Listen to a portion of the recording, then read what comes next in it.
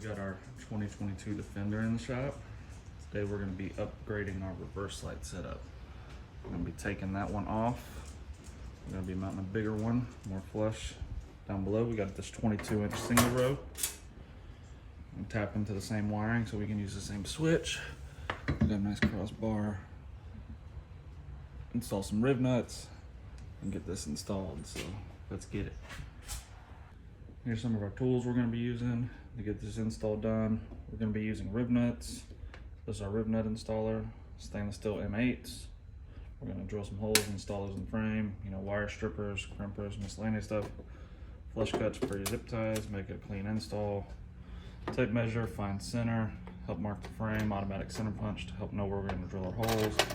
Morning hardware, this is our 22-inch Rigidhorse light bar. It's on Amazon. Got the same 12-inch over there on the four-wheeler. I'll link that below. Obviously drill to drill our holes. So where I'm going to be mounting this light bar is right back here, right underneath the tailgate. You can kind of see a brace welded in here and here in your tailgate stop. So what I'm going to do is in between these two welds, I'm going to find the center and mark my holes. And we'll drill, install our rivnuts, and we'll mount that right here. And I've already checked it will clear with the tailgate. And we're going to run our wires with our tail light wires so you can still tilt the bed up. Nothing will get pinched or in the way, and then we'll get all the wires ran. So first things first, let's find our center, the area where we're going to be mounting the light bar. We are right at 26 and a half, so that's going to be right at 13 and a quarter. And it's really going to be right there where your tailgate stop is, so that makes it pretty easy.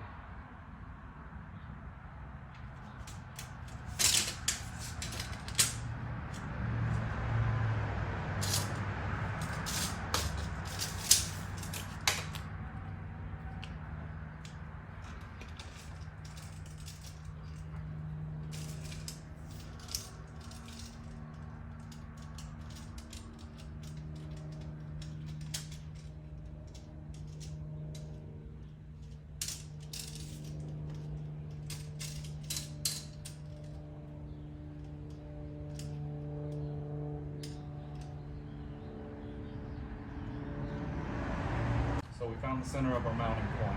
So next, our overall length of our light bar brackets, 22 inches.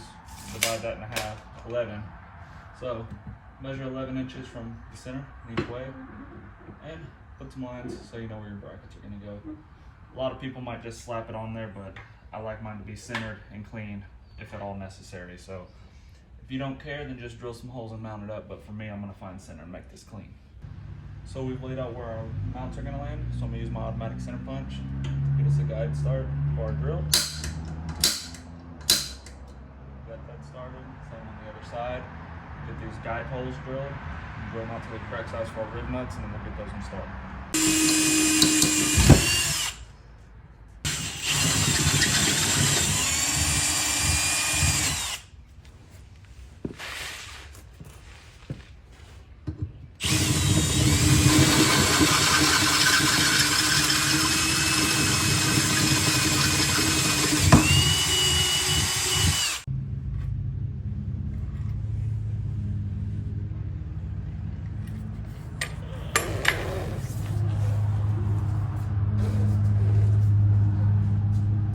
So now that we have our holes drilled, for these particular rivnuts, M8, I had to use a 7/16 drill bit. I'm going to go ahead and get these rivnuts installed so we can mount this light bar up.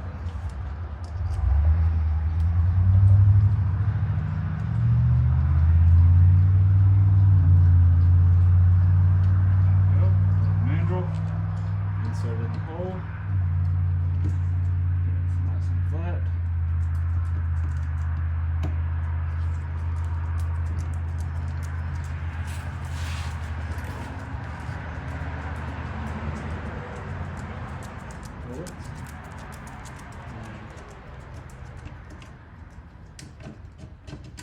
Release your tool.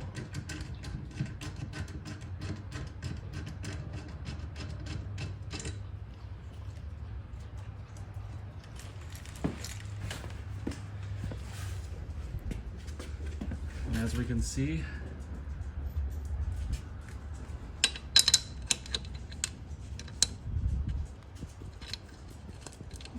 nice M8 riv nut installed, ready to mount our light bar. So we'll do the same right there and get this light bar installed.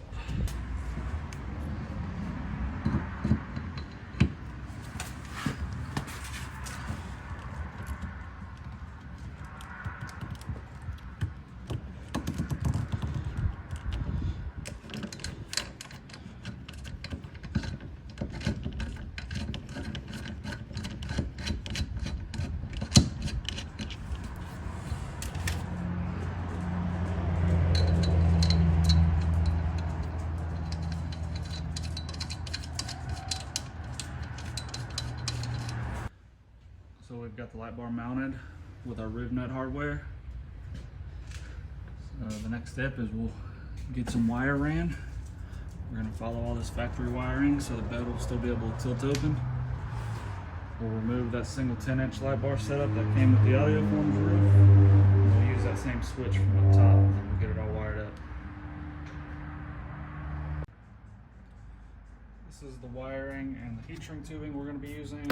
Gear it 14 gauge OFC, and we got some Wi-Fi 3/8 shrink tubing. This is the type that's made to be buried in the ground, but it matches what comes off the light bars and the power wires coming out of my audio forms roof.